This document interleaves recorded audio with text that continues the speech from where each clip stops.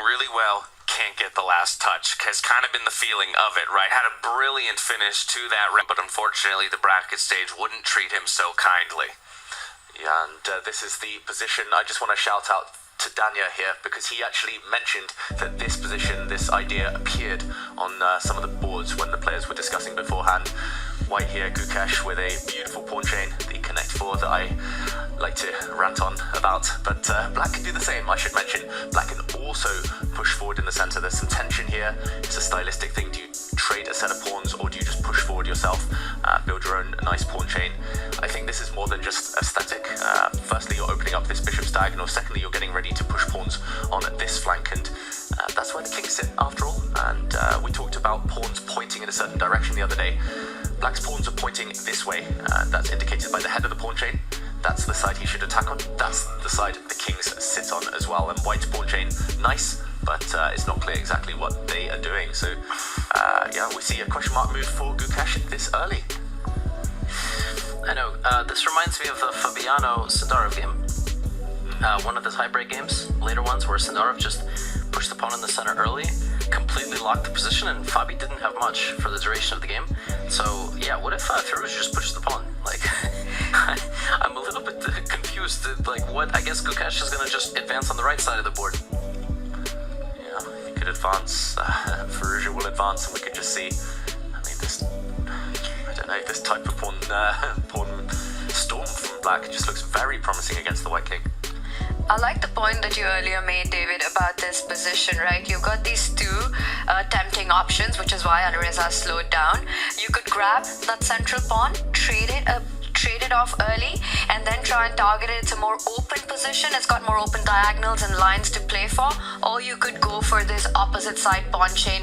And here we've got a completely third different option that Alireza goes for. Coming to a point you made earlier on one of our broadcasts, James, about keeping the tension, not resolving it, not pushing the pawn, not trading, but still keeping all the forces as they are at the center of the board. And I think it is a very stylistic approach, and we know Alireza Firouzja, his style in fact is to keep it as chaotic as possible. So perhaps this another decision that reflects that. Yeah, an intriguing decision though, because as we've talked about before, at least in traditional chess, that's a scary pawn to push, opening maybe a future diagonal for the king to be attacked on. Of course, right now, while it's pretty blocked in behind that infantry wall of pawns that he has built up, but maybe a concern, as we've talked about, Gukesh bringing his pieces more to the right-hand side of the board before rerouting back towards the Black King.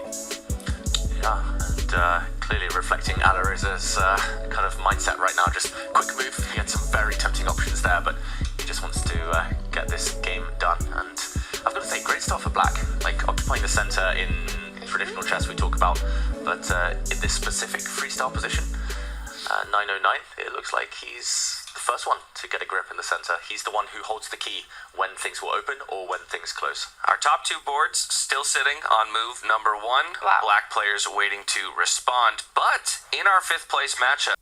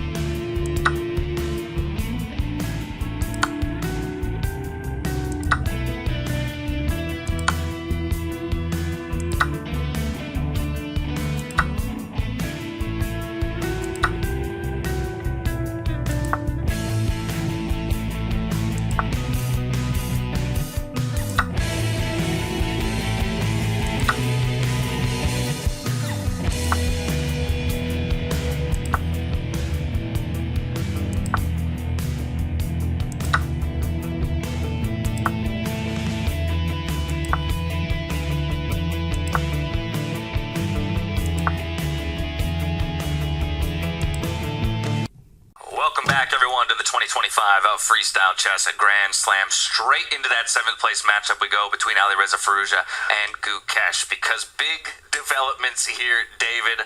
Perhaps a blunder a moment ago, but fantastic capitalization from Alireza, finding the one move to take advantage. Yeah, big blunder from Gukesh, but a bone cruncher in return by Alireza. This is the current position we see in front of us. We see all of Black's pieces, literally all of them here, on the correct side of the board. Some big threats lining up. The White King feeling the heat now. White's Knights are just misplaced, but we have to recap the blunder because it was just a moment ago. Gukesh captured a pawn here.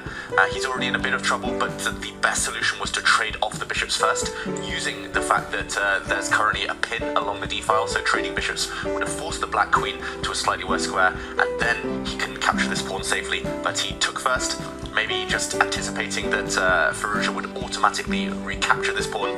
Firouzja said, no, that's not forced. It's more important to line up the rooks and just to show the danger, just to show the threats. If White now continues gobbling up pawns here, there's not much to do in terms of defense, but Knight takes pawn just unleashes the black rooks. There's nasty knight checks, the queen is hit. It's very important that black actually covers the promotion square as well in some variations, but either way, this is just winning on the spot for Firouzja. I don't think Gukesh has a solution here. The defenses are crumbling. I want to bring your attention to a moment we had earlier on in this game, move number 13. There was this one crazy idea that was pointed out, a move that we thought never would happen, would put so much pressure on White, and Alireza did find it. That king move, one step forward, just looks extremely obscure, comes with the idea of developing your own knight, and then we saw him one by one get those knights towards Gukesh's king, set up the position that needs to take advantage of the way Gukesh lacks development. And David, as you play through and we see how we arrived, in fact the blunder, I don't think it appeared out of nowhere. There was so much incremental pressure, move by move put on here, and at some point the world champion just cracked. Yeah, this is a perfect just picture of piece coordination. Literally all of the black pieces playing their part in the attack, and White's king lacking defenders. It's no surprise that the tricks, the tactics will work in Firouzja's favor. Now, before we hop away from this board where Firouzja is in fantastic winning position, I want to bring Daniel Naroditsky back in, who claims he's